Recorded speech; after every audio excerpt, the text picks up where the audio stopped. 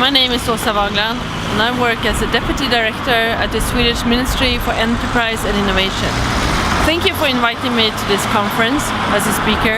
Unfortunately, I couldn't make it personally to the conference. My presentation focuses on how Sweden has worked towards gender equality in the transport society, and I've structured this presentation into 5 blocks. Sweden has a feminist government, overall gender equality policy objectives, gender equality in the transport system, women's and men's travel behavior and values with some examples, and finally conclusions. Sweden has a feminist government. This affirmation stems from our firm conviction that our achieving gender equality is a fundamental human rights issue, as well as a precondition for sustainable development.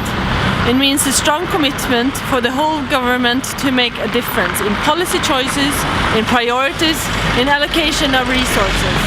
All governmental decisions and priorities shall aim at increasing gender equality, and gender equality shall be integrated into all policy areas. It means that all ministers are responsible for gender equality in their respective areas of policy. This is gender mainstreaming. The Swedish government is also gender balanced. It is composed of as many women as men. The overall Swedish objective for gender equality policy is that women and men shall have the same power to shape society in their own lives. This means, among other things, equal distribution of power and influence, and the same rights and opportunities to be active citizens and to participate on equal terms in all bodies where decisions are taken: local, regional, national governments and parliaments, in top management and in company boards, in private and public sector, and civil society organizations. The reason for equal participation in all decision making is not just fairness, no matter how important that aspect is. The overriding motive is above all the need to improve quality and efficiency by taking the needs and preconditions of the whole population into consideration in the decision-making process. Gender equality is not just a goal in itself, and it's a fundamental issue of human rights. It is also a precondition of sustainable development and a driver for growth and employment. Calculations in the EU, for example, shows that there is a potential for increased GDP of between 14% and 40% in the EU member states if the labour market is brought into full gender balance. But to achieve this, a social infrastructure is required that allows participation on the labour market on equal terms for both women and men, containing affordable care of good quality for all children and other dependents, parental leave options on same conditions for women and men, and last but not least, an equal share of unpaid household and caring duties. It is not up to the government to instruct families how to share household work and caring duties between the family members, but to create the necessary preconditions for women and men to share on equal conditions the responsibility for the unpaid work at home.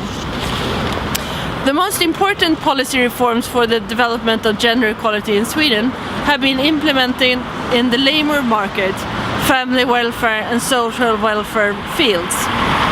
Three strategic reforms carried out in the early 70s were crucial for women's and men's equal participation in the labour market and gender equality. Firstly, it was the abolition of the joint taxation system that created families with dual earners. Secondly, it was the expansion of public, affordable, high-quality care for children and others. And last but not least, the creation of a parental insurance that allows mothers as well as fathers parental leave on equal terms. These reforms were not primarily introduced as gender equality reforms, but they have been crucial for advancing gender equality and women's economic independence, working as transformative agendas for women's economic empowerment. And vice versa, increasing women's economic participation has had a multiplier effect. For example, it has contributed to economic growth and to social and institutional change that leads to sustainable development. Sweden has had quite a long history of objectives for gender equality in the transport sector. Already in December 2001, the Swedish Parliament established a subsidiary objective on gender equality for achieving the overall transport policy objective of measuring an economically efficient and sustainable transport system for citizen businesses throughout the country. The gender equality objective included 3 parts: condition and travel needs, opportunities to influence, and also values. It was formulated like this: the transport system shall be designed so that it meets the conditions and travel needs of both women and men. Women and men are to have the same opportunities to influence the initiation, design, and administration of the transport system, and their values are to be given the same weight. The decision was followed by commissions to the government transport agencies to analyze women's and men's usage and impact on the development and management of the transport system. The transport agencies were also to present the proportion of women and men in the executive boards, steering committees, working groups, and other collaboration groups. The other transport objectives should also be analyzed from a gender equality perspective. For example, women and men killed or seriously injured in the transport system. When analyzing travel surveys in Sweden, you can see that women's and men's travel behaviors and values differ. I will show you some examples in the next couple of slides. As you can see, women and men travel for different reasons. While men travel for work and school trips, women more often travel for shopping and making care trips for children or elderly. Men also travel longer distances to work compared to women. Men drive cars more than women do, while women are all more likely to be the passenger in the car. Men are more likely to own their car, and they also drive longer distances in total compared with women. Women and men have different values, especially concerning environmental issues and traffic safety. In Sweden we have a yearly survey on traffic safety. All results are shown for women and men in different age groups. For instance, women tend to agree to a higher degree to statements concerning lowering the speed limits on average on streets with many cyclists or pedestrians or with bus stops than men do. Men, on the other side, reply that it's better to follow the traffic flow than to follow the speed limits. Women are also more positive to low enforcement on alcohol locks than men do, while men reply that they have been stopped by the police in alcohol control by the police to a higher degree than women.